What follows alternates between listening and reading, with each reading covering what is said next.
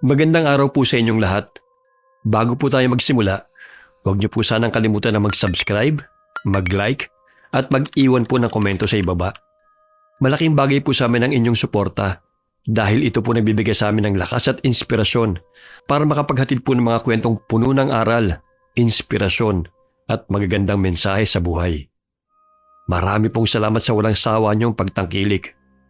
At ngayon, samahan niyo po muli kami sa sinamang makabuluhan at kapanapanabik na kwento. Simulan na po natin.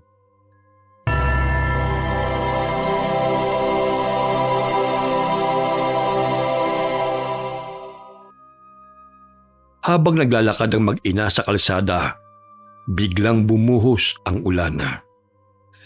Dahil dito mabilis na humiwalay ang batang babae sa ina at tumakbo patawid sa kalsada upang makasilong sa isang tindahan. Pero biglang sumulpot ang isang rumaragasang kotse at direktang binangga ang bata. Natulala si Rita sa bilis ng mga pangyayari. Hindi siya kagad nakagalaw. Nakatingin lamang siya sa nakahandusay at walang buhay na katawan ng anak. Napatingin din siya sa sasakyang nakahinto. Malinaw niyang nakita ang mukha ng driver bago ito humarurot palayo. Kilala niya ang taong yun. Apo ito ng pinakamaimpluwensyang tao sa kanilang bayan. Maya-maya nang balikan ng tamang huwisyo ang babae, agad niyang nilapitan ang anak. Niyakap niya ito at umiyak ng napakalakas. Naisugod pa sa ospital ang bata, pero idineklara ng mga doktor na dead on arrival. Samantalang makalipas ang halos 8 oras, naiayos lang burol ng kanyang anak sa kanilang bahay. Walang patid sa pag-iyak ang ginang. Mugtong-mugto na ang kanyang mga mata dahil sa kakaiyak. Ilang sandali pa, ang katahimikan sa burol ay bigla na lamang nabulabog nang pumasok ang isang matandang lalaki, si Don Clemente. Ikaw ba si Rita? Anong ginagawa niyo rito? Wala kayong karapatang tumapak sa pamamahay ko! Huwag kang magalit.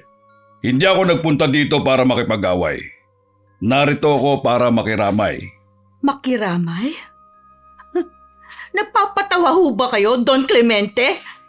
Nakikiramay ka sa batang pinatay ng apo mong si Anton?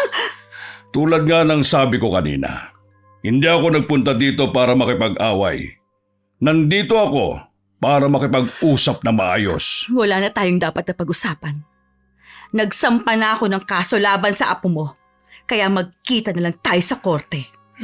Kung gano'n itunuloy mo pa rin pala ang demanda. Oo. At sisiguraduhin kong mabubulok ang apo mo sa kulungan. Hindi. Hindi ako papayag na gano'n ang mangyari, Rita. Please, ako nang humihingi ng tawad para sa apo ko. Hindi ko kailangan ng tawad ninyo. Kahit ilang beses kayo humingi ng pasensya, hindi na maibabalik ang buhay ni Cora! Totoo naman ang sinabi mo. Pero aksidente ang nangyari. Hindi naman ginusto ni Anton ang nangyari nung gabing yon. Aksidente? Sinagasaan at tinakbuhan ni Anton ang anak ko. Aksidente? Yun ang tawag mo doon? Bakit hindi ba? Madilim noon at biglang bumuhos ang ulan. Yang anak mo, bigla na lang daw pumagitna sa kalsada. Kaya nangyari ang aksidente. Sandali nga lang. Bakit ganyan ang tono mo? Parang sinisisi mo ang anak ko. Siya na nga ang pinatay ng apo mo, tapos Hindi niya sinadyang masagasaan ang bata. humaharurot ang kotse niya, Don Clemente. Walang may gusto sa nangyari, Rita. Kahit na namatay pa rin ang anak ko. At kapag buhay ang inutang, buhay din ang dapat nakabayaran. Teka, sandali lang. Pinagbabantaan mo ba ang apo ko? Aba, hindi tama yan. Sa totoo lang, biktima din ng apo ko rito. Na-trauma siya sa nangyari. Huwag mo namang isisi sa kanya ang lahat. At ano ang gusto mo? Sisihin ko ang anak ko? Hindi. Pero gusto kong sabihin na walang dapat sisihin dito kundi ikaw. Maliit pa yung anak mo eh. Bakit hinayaan mo na tumawid ng kalsada? Ikaw ang may kasalanan nito. Ayos ka din ano. Talagang ako pa ang gusto mong sisihin. Ay, at bakit hindi? Sa ganyang edad, responsibilidad siya ng mga magulang niya. Hayop ka! Ang kapal na mukha mong manisi! Aminin mo na kasi sa akin na may kasalanan ka din. Kaya, pag-isipan mo ito.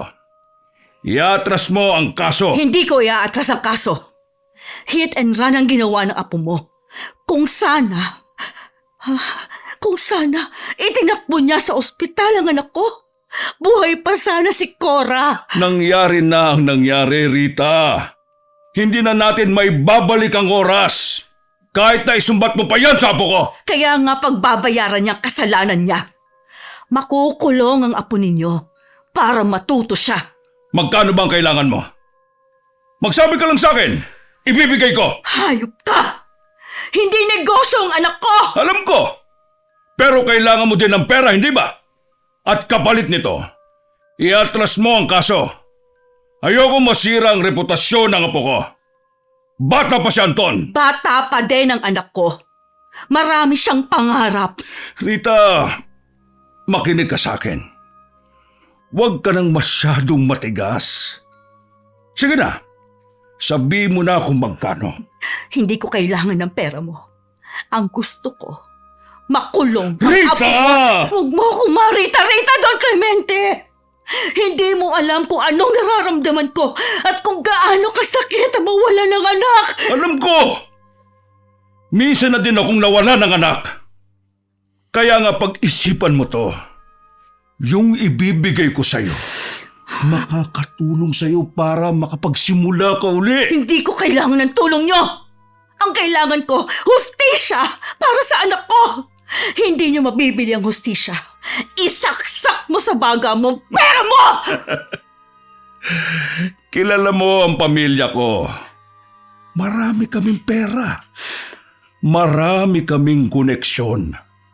Hindi mo maipakukulong ang apo ko. Ano? Mapupunta lang sa wala ang pagdedemanda mo. Dahil handa kong ubusin ang pera ko para labanan ka sa korte. Ikaw, may pera ka ba? Wala akong pera. Pero may konsensya at dignidad ako na hindi ko ipagpapalit sa mga milyon mo! Ikaw ang bahala. Kung ayaw mo nito, di wag. Pero sisiguraduhin ko, sa huli, walang matitira sa'yo. Gagamitin ko ang lahat ng resources ko para mailigtas ang apo ko. Gawin mo ang lahat ng gusto mong gawin. Hindi ako natatakot sa'yo. Umalis ka na. Umalis ka na! Tuluyan ng napahagulgol si Rita. Samantalang si Don Clemente naman ay naglakad na palabas. Samantala sa mga sumunod na buwan, dininig na ang kaso sa korte. Subalit habang gumugulong ang kaso, dito napatunayan kung gaano kalakas at kaimpluwensyang matanda sa bayan nila. Gamit ang maraming pera niya, nagawa niyang manipulahin ang kaso at magagaling din ang mga abogado na nagtatanggol sa kanyang apo. Dahil dito, natalo si Rita. Ibinasura ng judge ang kaso at tuluyang hindi nagbayad ang apo ni Don Clemente. Walang nakuhang hustisya ang ginang para kay Cora. Ang nangyaring ito ang sumira kay Rita. Umuwi siya at nagkulong sa kanyang bahay at simula noon, hindi na siya lumabas. Laging nakasara ang kanyang mga pinto at bintana. Dahil dito, nag-alala ng gusto ang mga kapitbahay at kapamilya niya. Araw-araw silang kumakatok para kumustahin siya at dalhan ng pagkain.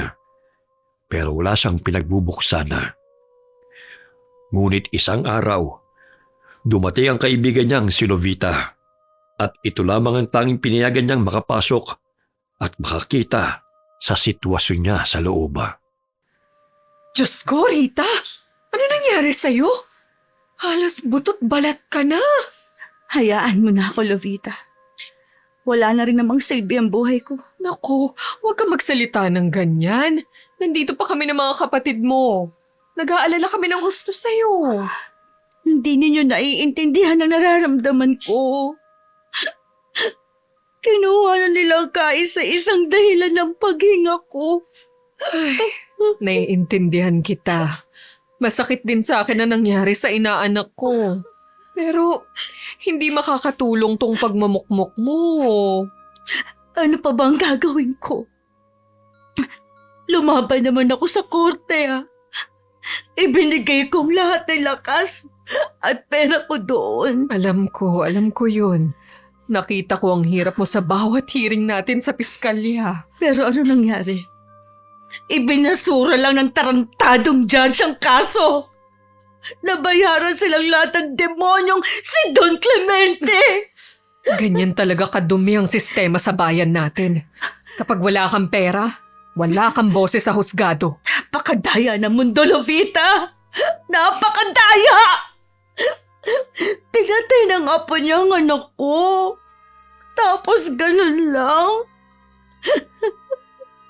Malaya na ang hayop na batang yun. Samantalang ang anak ko, inuubos na ng uod sa kanyang libingan. Tana. Uminahon ka. Nandito ako para tulungan ka. Walang makakatulong sa akin. Wala na makakapagbalik kay Cora. Hindi man natin siya maibabalik. Pero kaya pa rin nating bigyan ng hustisya ang anak mo. Paano? Wala na akong pera. Ubus na ako sa pagbabayad sa abogadong yun. Na tinabla rin ako sa huli. Hindi naman tayo dadaan ulit sa korte. Meron akong ibang paraan. May kilala ko. Anong ibig mo sabihin? Sinong kilala mo? Isang tao na makakapagbigay sa'yo ng totoong hustisya. Isang politiko? Hindi siya politiko. Isa siyang mangkukulam. Mangkukulam? Seryoso ka ba? Sinasabi mo? Oo Rita. Seryoso ako. Kung hindi gumana ang batas ng tao, doon tayo sa kabilang paraan. Kalokohan yan. Matagal na akong hindi naniniwala sa mga orasyon at kababalaghan na ganyan. Makinig ka muna sa akin. Ibang klase ang taong ito. Marami na siyang natulungang biktima ng kawalang hustisya. Saan mo naman nakilala ang taong yan? Tiyuhin siya ng asawa ko. Nakatira siya sa pinakatuktok ng bundok Banahaw. Bundok Banahaw? Lovita, sobrang layo nun dito sa atin. Sigurado ka bang totoo ang ginagawa niya? Totoong-totoo. Nakita ko mismo ang epekto ng gawa niya sa isang land grabber noon sa probinsya namin. Namatay sa matinding sakit ang lalaking yon. Namatay? Kaya niyang pumatay ng tao? Kaya niya. Kaya niyang ibalik ang lahat ng sakit at pagdurusa na ginawa nila sa inyo ni Cora. Pero baka hingan ako ng malaking pera. Wala na talaga ako maibibigay. Sinabi ko na nga sa'yo, hindi siya tumatanggap ng pera. O ano, gusto mo ba o hindi? Gusto ko. Handa akong gawin ang lahat, Lovita. Para mapagbayad ng mga walang kwentang tao na yun. Sige, mabuti. O sige, sasamahan kita doon bukas. Salamat, Lovita. Ikaw na lang talaga ang natitirang kakampi ko ngayon sa mundong ito. Salamat. At hindi mo ako pinababayaan. Oo naman. Hindi talaga kita pwedeng pabayaan. Nakita ko kung paano kanila niyurakan at tinapakan sa loob ng korte. Kaya humanda sila. Kaya nga eh. At hindi ko makakalimutan ang ngiti ni Don Clemente nang basahin ang desisyon. Napakayabang niya. At buburahin natin ang ngiting yun sa mukha niya. Makikita niya ang hagupit ng hustisya. Ang katarungang ipinagkait ng korte. Kukunin natin sa sarili nating mga kamay. Gusto kong maramdaman nila ang eksaktong sakit. Gusto kong umiyak ng dugo Si Don Clemente. Huwag kang magalala, mangyayari yan. Yang tiyuhin ng asawa ko ang pinakamagaling na mangkukulam sa Banahaw. Maniwala ka, walang nakakaligtas sa kanya. Kung ganon, bukas na bukas din, luluwas tayo. Anong kailangan kong gawin? May kailangan bang dalhin? Wala kang kailangan dalhin. Pangalan lang nila ang ibibigay mo. Sige, ayos pala. Oo, pero teka, tumayo ka na dyan. Maligo ka at kumain para lumakas ka. Hindi ka pwedeng maging mahina sa ngayon. Kailangan mong magpalakas para manalo ka sa laban. Sige, magpapalakas ako. Yan. Yan ang gusto kong marinig. Yung matapang, yung palaban na Rita. Ipakita mo sa kanila na hindi ka sumusuko sa kahit na anong laban. Akala nila tapos na ang laban. Akala ni Don Clemente, nabili na niya pati ang kaluluwa ko. Hindi nabibili ang galit ng isang ina.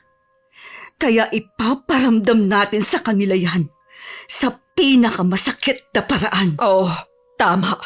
Kaya bukas, 4:00 ng madaling araw, nandito na ako sa tapat ng bahay mo. Sige, gigising ako na maaga. Sa wakas, mabibigyan ko na ng hustisya ang anak ko. Ay, iiyak ka na naman. Huwag ka nang umiyak. Matatapos din to, Rita. Huwag ka nang mag-alala. Naalala ko lang kasi yung halos gabi-gabing matutulog ako. At nakikita ko si Cora na umiiyak. At takot na takot. Hayaan mo. Malapit na siyang matahimik. Pangako ko yan, Rita. Ibibigay natin ang hustisya para sa kanya. Maraming salamat, Lovita. Hindi ko na alam ang gagawin ko sa buhay ko kung wala ka. Wala yun. Maliit na bagay lang yun. Oo, sige na. Uuwi na ako, ha?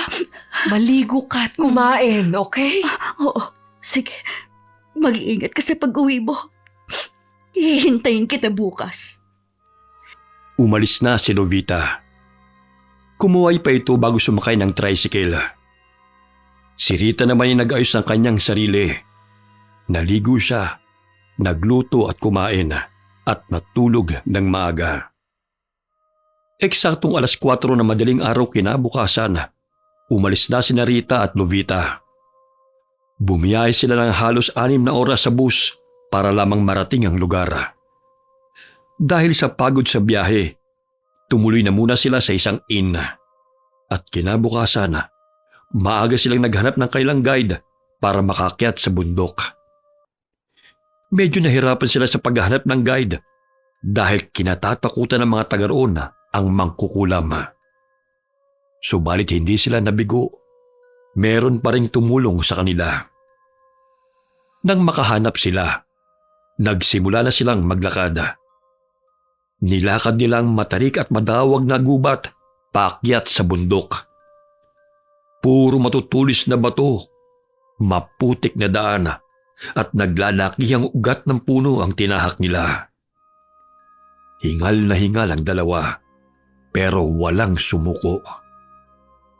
Makalipas ang halos 2 oras ay narating din nila ang lugar. Nakita nila ang isang maliit na lumang kubo. Napaliligiran ng bakuran ng mga tuyong dahon at mga bungo ng iba't ibang hayop.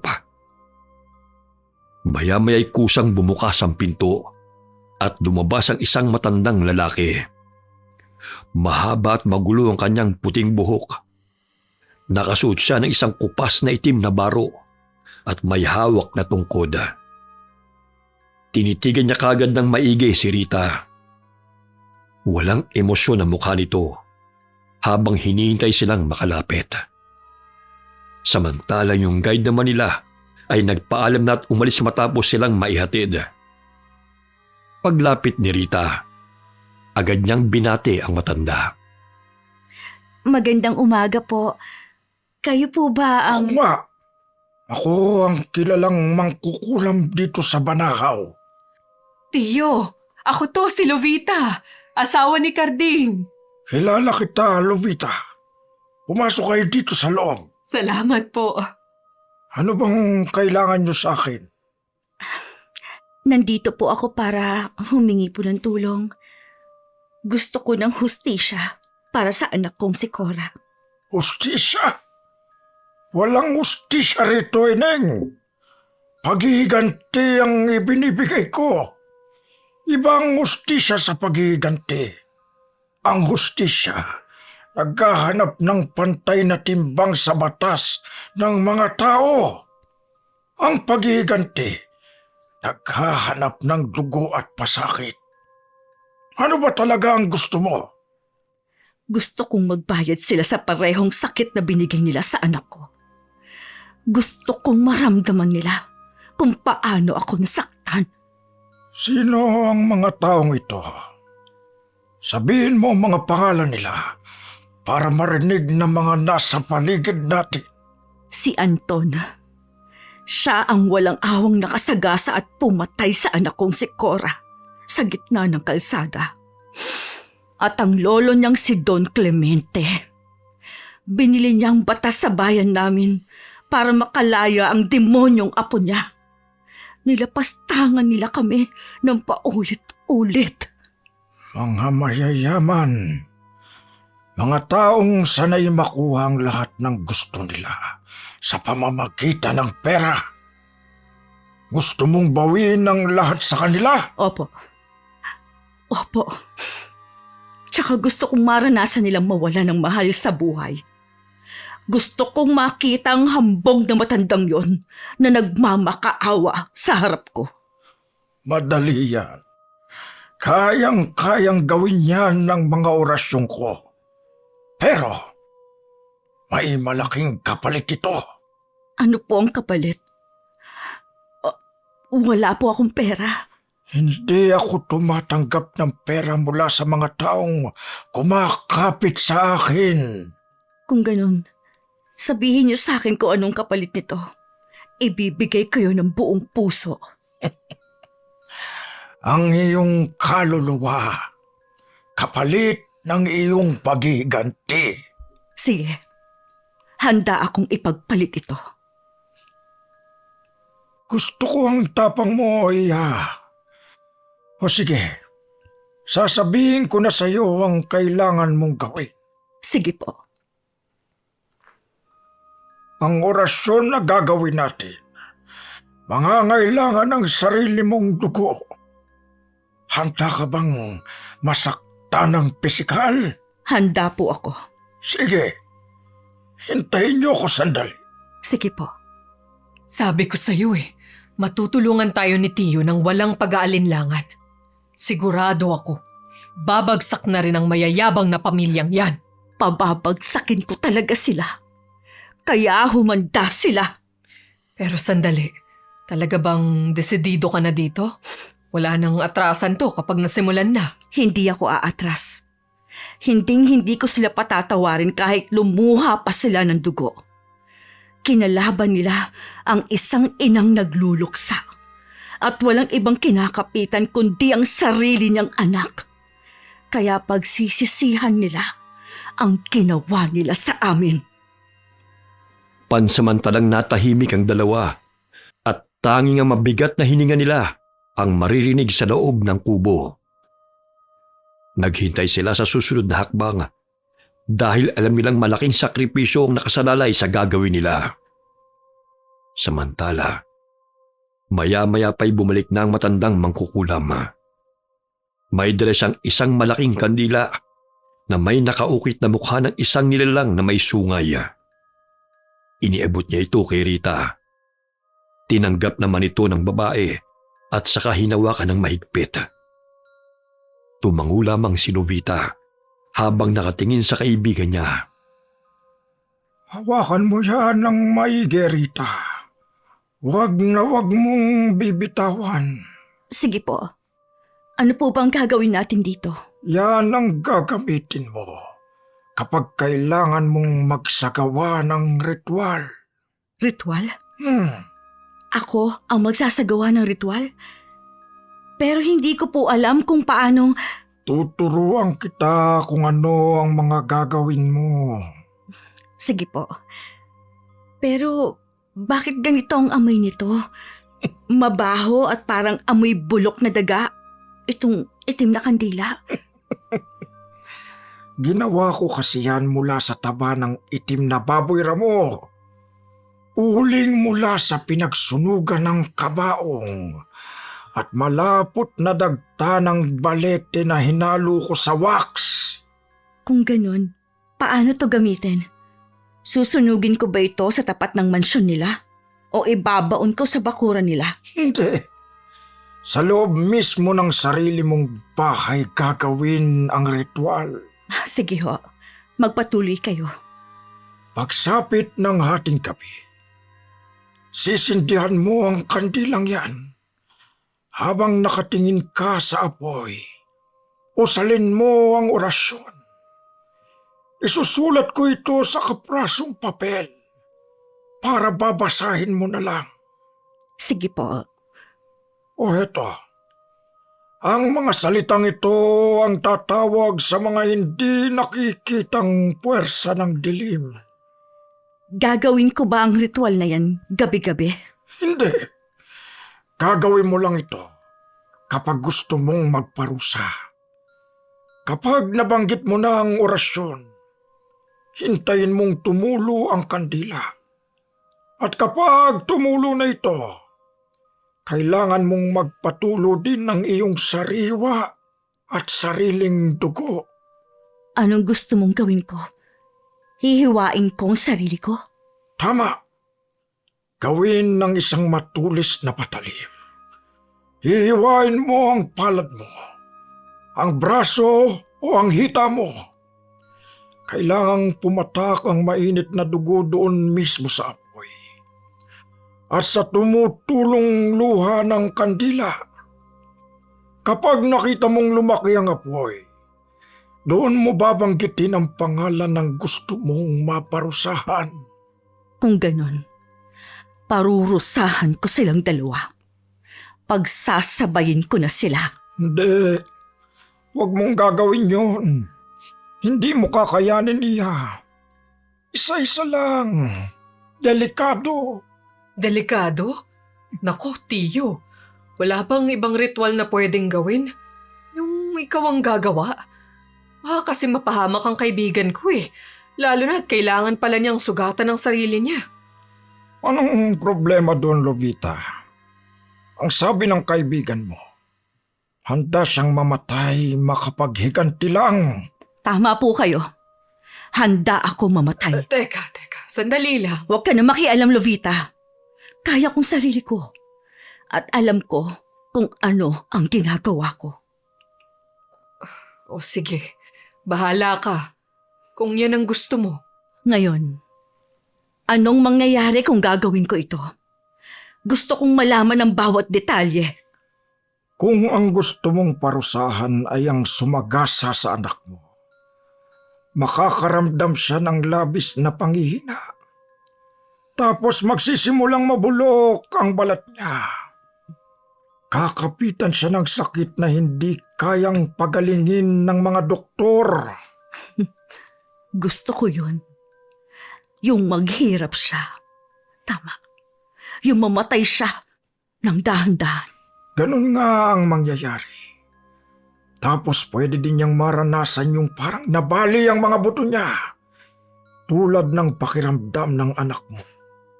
Nung nasagasaan siya. Yun! Yun ang gusto kong mangyari sa kanya. Lahat ng sakit na naranasan ni Cora, dapat maranasan din niya. Dahil masama ang ugali ng batang yun. Kung ganoon ay ayos na. Pero may paalala lang ako. Maghinay-hinay ka lang. At lagi mong iisipin ang iyong mga gagawin. Kontrolin mo ang sarili para hindi ka magkamali. Kaya ko po ito. Huwag niyo na ho akong alalahanin. Kung ganoon, wala na akong maidadagdag pa. Basta tanda mo na lang ang biling ko sa'yo. Kapag natapos mong mapatay ang isa, saka ka lang ulit gagawa ng panibagong sumpa. Opo. Kapag namatay si Anton, isusunod ko kaagad ang lolo niya. Kakayanin mo ba talaga to, Rita? Kakayanin ko. Ito na lang ang huling misyon ko sa buhay. Pagkatapos nito, handa na akong sumunod kay Cora. Wala na rin namang rason para manatili ako dito. Saka talagang mapagmahal at matapang na ina. Sa lahat ng umakyat dito sa bundok para humingi ng sumpa, ikaw ang may pinakamadilim na aura. Ang galit mo ang mismong magpapagana at magpapalakas sa sumpa.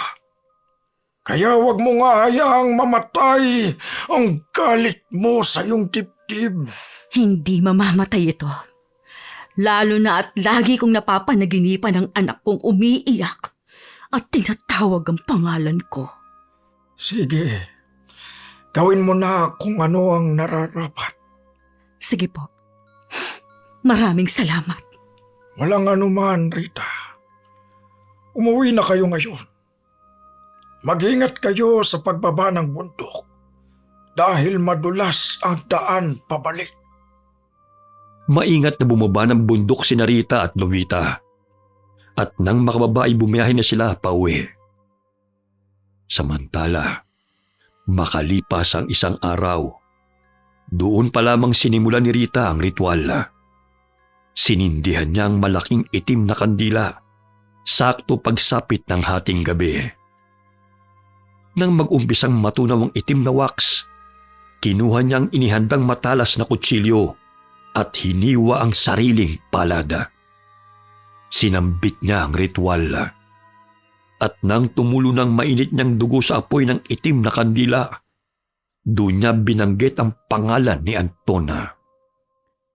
At kasabay ng pagpatak ng kanyang dugo, umalingaw-ngaw naman ang malakas na sigaw ni Don Clemente. Nakita niya kung paano biglang nanghina ang apo niya at namilipit sa sakit habang nakahandusay sa sahig. Nagsusuka din ang binata ng maitim na dugo. Nataranta si Don Clemente habang pinagmamasdan si Anton na nagdurusa. Anton! Diyos ko! Anong nangyayari sa'yo? Anton, tumingin ka sa akin! Tumilat ka! Lolo, ang sakit! Lolo, ang sakit ng buong katawan ko! Sana masakit? Sabi mo sa akin ng maayos. May nakain ka ba? May nainom ka ba kanina na nagpasama ng tiyan mo? Wala po ako nakain. Lolo, tulungan mo ako. Yung tiyan ko sumasakit talaga. Mario! Rosa! Tumawag kayo ng ambulansya ngayon din! Bilis! Lolo, hindi ko na kaya. Lumabang ka, Anton. Huwag kang pipikit. Dadaling kita sa ospital. Kumapit ka lang. Lolo, ang init.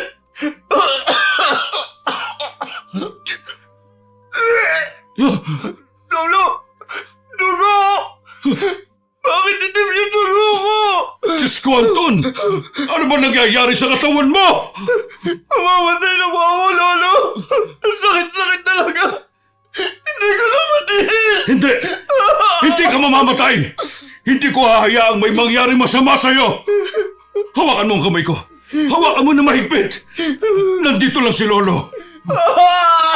Aray! Malapit ang ambulansya! Dadaling kita sa pinakamagaling na ospital dito sa syudad! Lolo, nahihirapan na ako. Tulungan mo ako. Anton! Sa akin! Anton! Patayin niyo na lang ako. Ayoko Diyos ko! na. Huwag! Huwag ang apo ko, Diyos ko! Parang awa niyo na! Mario! Nasaan ang ambulansya? Bilisan niyo! Ang apo ko! Lolo, may nakikita ako. May babae sa likod mo. Ha? Ano? Anong babae? Walang babae dito, Anton! Nakikita ko siya. May hawak siyang itim na kandila. Itim na itim ang mga mata niya. Walang babae dito, Anton! Meron po. Kilala ko siya. Siya yung nanay ng batang nabangga ko. Si Rita? Imposible! Wala siya dito, Apo. Guni-guni mo lang yan. Tumingin ka sa akin. Sa akin ka lang tumingin, please! Hindi, Lolo. Hindi. Nakatayo siya sa likod mo. Lolo, natatakot ako.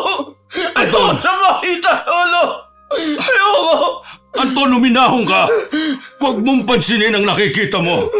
Nandito ako. Hindi kita pababayaan. Ako ang bahala sa iyo. Hawak kita, Apo! Kinukuha niya ako, Lolo. Hinihila niya yung mga binti ko. Sakit! Wag! Ayoko sumama sa'yo. Lolo, iligtas mo ako! Diyos ko, ang Apo ko! Anton! Lolo! Lolo! Anton, tumilat ka! Huwag kang pipikit! Anton, huwag mo akong iwan! Huwag mo akong iwan! Umalingaw-ngaw ang malakas at desperadong sigaw ni Don Clemente sa buong mansyon. Ngunit kahit anong gawin niyang sigaw, binawian din ng buhay si Anton ng mismong oras na yun.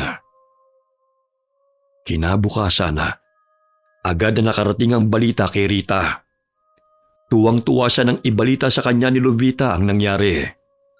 Ramdam niya ang matinding ginhawa dahil nakaganti na rin siya.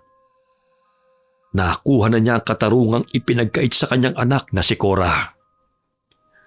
Habang masaya silang nag-uusap at nagdiriwang sa tagumpay ng sumpa, nakarinig sila ng humintong sasakyan sa tapat. Agad nila itong tinignan. Pagbukas ng pinto, nakita nilang bumaba si Don Clemente. Galit ang mukha nito at mabilis na lumapit sa kanilang dalawa. Rita! Ikaw ba ang pumatay sa Apo ko? Ano? Anong pinagsasabi mo dyan? Paano ko naman papatayin ang apo mo? Huwag mo akong gawin tanga! Walang sakit ang Apo ko! Tapos, bigla na lang siyang namilipit sa sakit at nagsuka ng itim na dugo!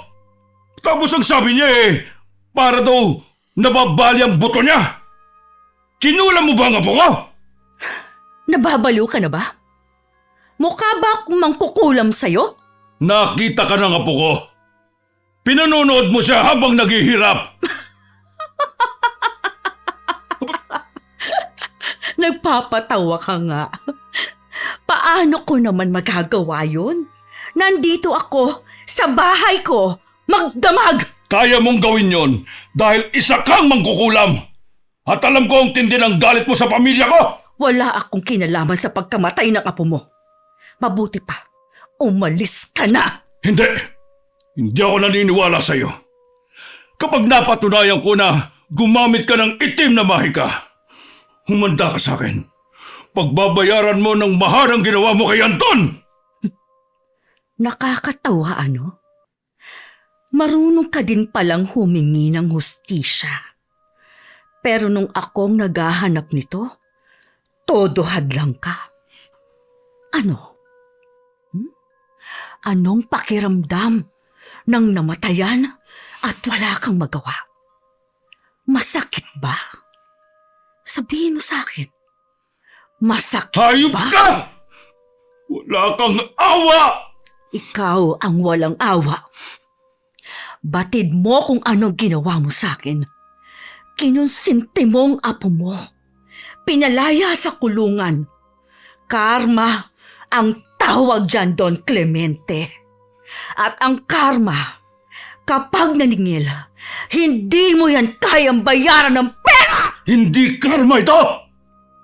Kung sinadya lang ng isang taong masama at mamamatay tao, alam kong ikaw ang gumawa nito kay Anton.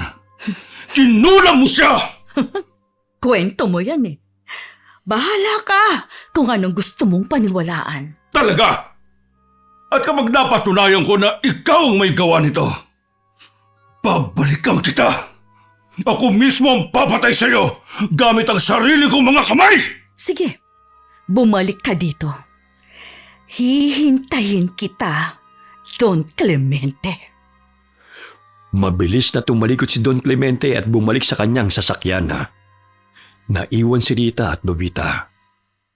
Samantala kinagabihan na, eksaktong 12:00 na madaling araw, nagsagawa ulit ng ritual si Rita. Ayaw na niyang bigyan ng pagkakataon ng matanda Gusto niyang tapusin na kagad ito. Nang malapit nang matapos ang ritual, pangalan ni Don Clemente ang paulit-ulit niyang binanggit. Sa labis na gigil niya, sinugatan niya ng paulit-ulit ang kanyang kamay. Hindi niya napansin na lumalim na ang sugat sa kanyang mismong pulso. Sa kabilang dako, sa loob ng kanyang mansyon, biglang napahawak sa dibdib ang Don. Namilipit siya ng husto dahil sa sakit. Nagsuka ng maitim na dugo at mga insekto. Si Rita naman ay mabilis na nauubos ang dugo at lakas. Pero sa kabila nito, kasabay ng pagkamatay ng kandila, ngumiti siya bago dahan-dahang pumikit at bumagsak sa sahiga. Kinabukasan na, magkahiwalay na natagpuan ang mga bangkay ni na Don Clemente at Rita. Sa loob ng malaking mansyon, natuklasan ng mga katulong ang malamig na katawan ng Don. Walang nagawa ang lahat ng pera at impluensya niya para pigilan ang bagsik na karma. Sa kabilang banda, nadat na naman ni Lovita si Rita na wala na ring buhay. Nakuha nga ni Rita ang hustisyang matagal niyang hinanap para kay Cora. Pero siningil din siya ng pinakamahal na kapalit, ang sarili niyang buhay. Ipinapakita ng kinahinatnan ng dalawang pamilya kung gaano kadilim ang nagiging epekto ng puot at paghihigante. Inisip ni Don Clemente na mabibili niya ang batas para takasan ang kasalanan ng kanyang apo. Kaya itinulak niya ang isang nagluluksang ina sa sobrang depresyon. Ngunit sa pagpili naman ni Rita na gumamit ng sumpa at itim na mahika para gumante, hinayaan din niyang ubusin siya ng sarili niyang galit. Walang nanalo sa kanila. Pareho lamang silang nawala na at pareho silang nasira. Wakas. Okay, sana po nagustuhan niyo ang kwento namin ngayon.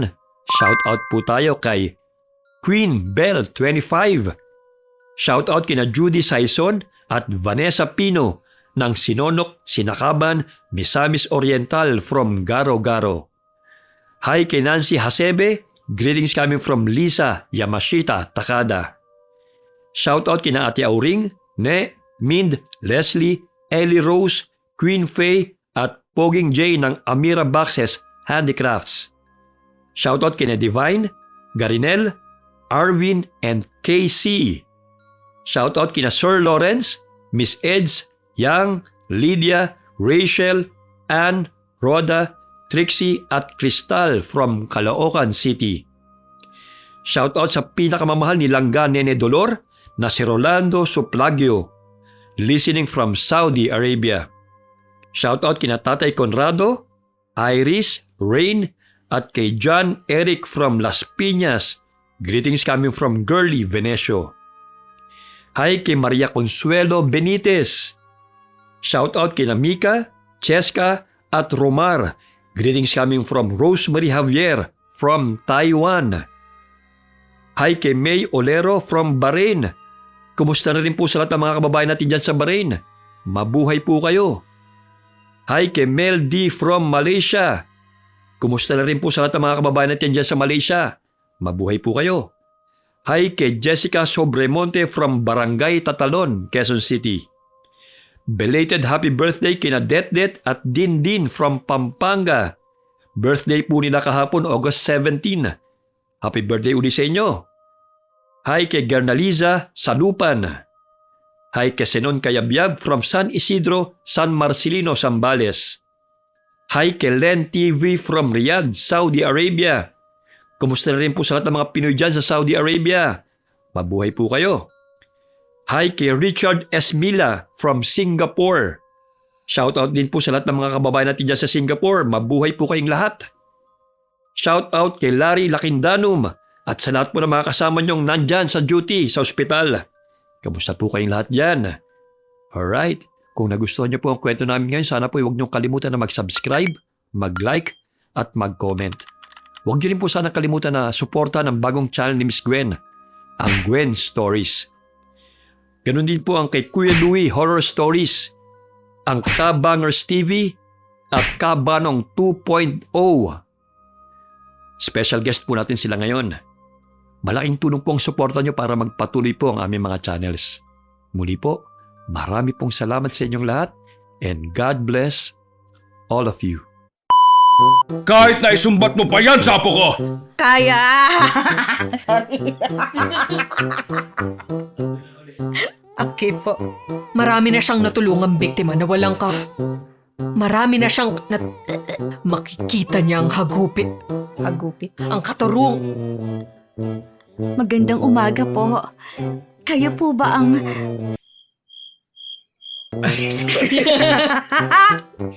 Aba, Ako to, si Lovita, yung asawa po ni Karding. Kilala kita, Lupita. Sorry po yung boses ko.